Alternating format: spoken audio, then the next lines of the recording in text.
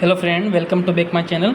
आज मैं आपके सामने बहुत इंटरेस्टिंग टॉपिक लेकर आया हूँ, जिसमें आपको मैं ये पहला टॉपिक होने जा रहा है मेरा कि जो डिटेल होती है ना मॉड्यूल के बारे में, स्टेशन वाइज जो क्या मटेरियल यूज़ हो रहा है, उसमें क्या क्या अपन मिला रहे हैं, उसकी डायमेंशन, सभी चीज़ें मैं आपको स्टेप बाय स्टेप शेयर करने जा रहा हूँ। जो इंटरव्यू के रिगार्डिंग सोलर कंपनी में काम करने वाले या अदर जो भी हों, सभी के लिए बहुत इंपॉर्टेंट होने जा रही हैं।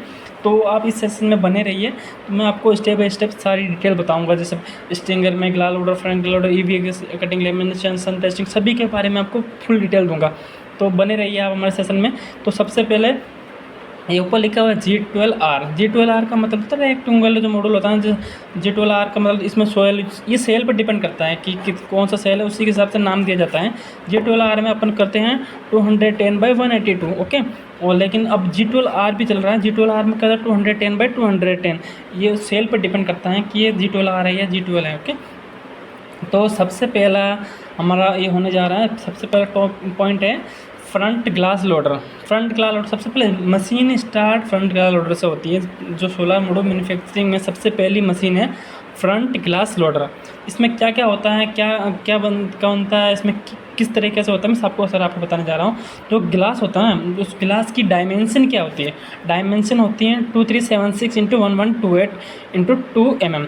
ये 2376 की होती है लेंथ, एंड इसकी विड्थ होती है 1128 mm, एंड इसकी थिकनेस होती है 2 mm।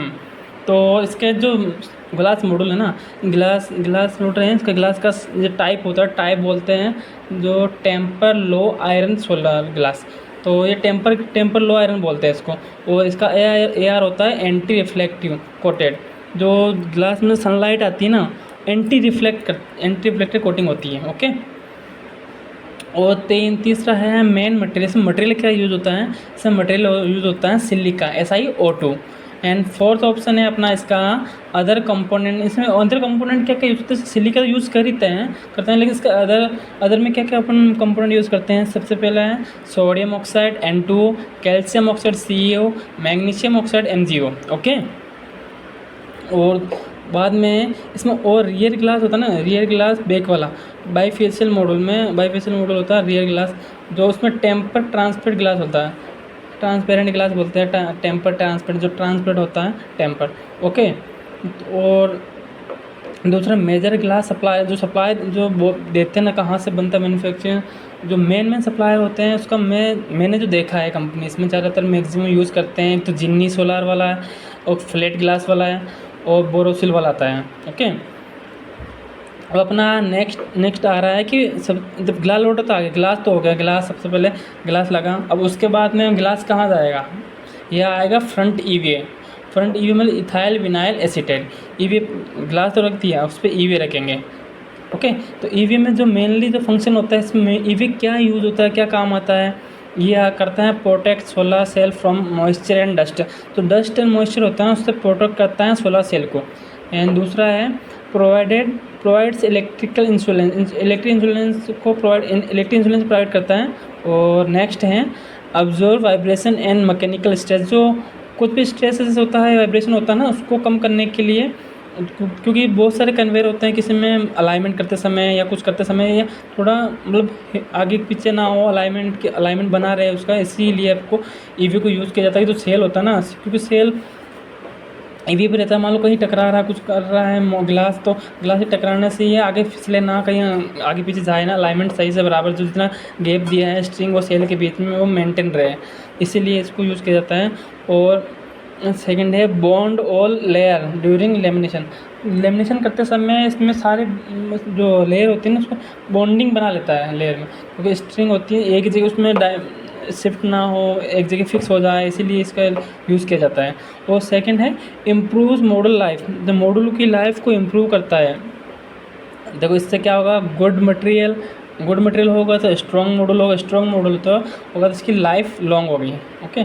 तो अब अपना आ रहा है नेक्स्ट टॉपिक है EVA प्रॉपर्टीज़। EVA प्रॉपर्टीज़ क्या होती है इसकी? ईवी की प्रॉपर्टीज़ होती है, ट्रांसपेरेंसी होता है 91% से ज़्यादा होना चाहिए, ट्रांसपेरेंसी ना वो 91% ज़्यादा होना चाहिए। और लेमिनेशन टेम्परेचर कितना होना चाहिए, जो ईवी मेल्ट होने का वो टेम्परेचर ना लेमिटर में वो होना चाहिए 140 डिग्री सेंटीग्रेड से 150 डिग्री सेंटीग्रेड। ओके, जो डेंसिटी होता है ना घनत्व वो कितना होना चाहिए, अप्रोक्स 0.95 ग्राम पर मीटर पर सेंटीमीटर क्यूब होना चाहिए। और कलर इसका ट्रांसपेरेंट कलर होता है, मिल्की वाइट सा दिखता है ये ईवीएम। अब इसका डिसएडवांटेज क्या है, क्या कमियाँ क्या क्या हो सकता है, ये येलो भी तक एगिंग हो सकता है, येलो में पीला हो जाता है थोड़ा। और higher PID risk compare to POE, जो पीओई होता है ना ये यूज़ होता है ईवीए पीओई ईपी, इसमें बहुत सारे टाइप के होते हैं, 2-3 टाइप के। तो पीओई से ये कम जो हाई रिस्क होता है पीआईडी हाई होती है इसमें ईवीएम कंपेयर टू पीओई।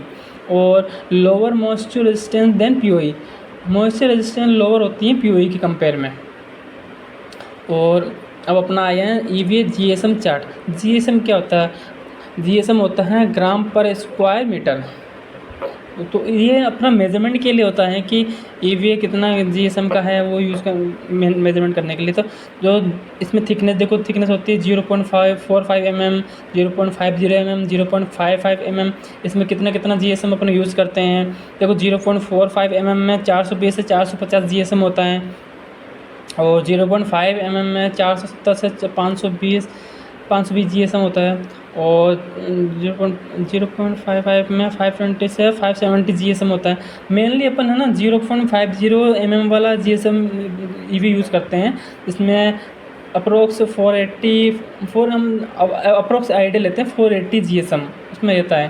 तो क्योंकि हमने मेजरमेंट किया है अकॉर्डिंग टू डाटा के अनुसार मैंने देखा है कि 0.5 mm में 480 जीएसएम के समथिंग होता है। ओके, तो नेक्स्ट अपना है पीओई जीएसएम चार्ट। ये देख लो, ये आगे 0.5 mm दिख रहा है ना बीच में, इसमें 480 से 530 के जीएसएम के बीच में होता है जो एयर। और POE density is slightly higher than EVA, therefore GSM is generally higher for the same thickness. POE का जो डेंसिटी है ना स्लाइटली ज़्यादा होता है ईवीए के कंपेयर में। GSM is generally higher for the same thickness GSM ज़्यादा होता है। Okay, note. अगर आप सही मटेरियल लोगे तो बेटर लाइफ, उसको ये सारा मैंने आपको पहले बता दिया। तो ये अपना आया ग्लास लोडर मैंने बता दिया, ईवी बता दिया।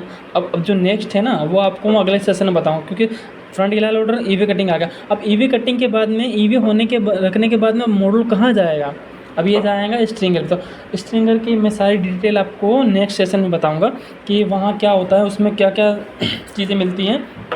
क्योंकि सबसे पहले अपना गिलास रख लिया, गिलास में क्या मटेरियल यूज़ होता है वो हो गया।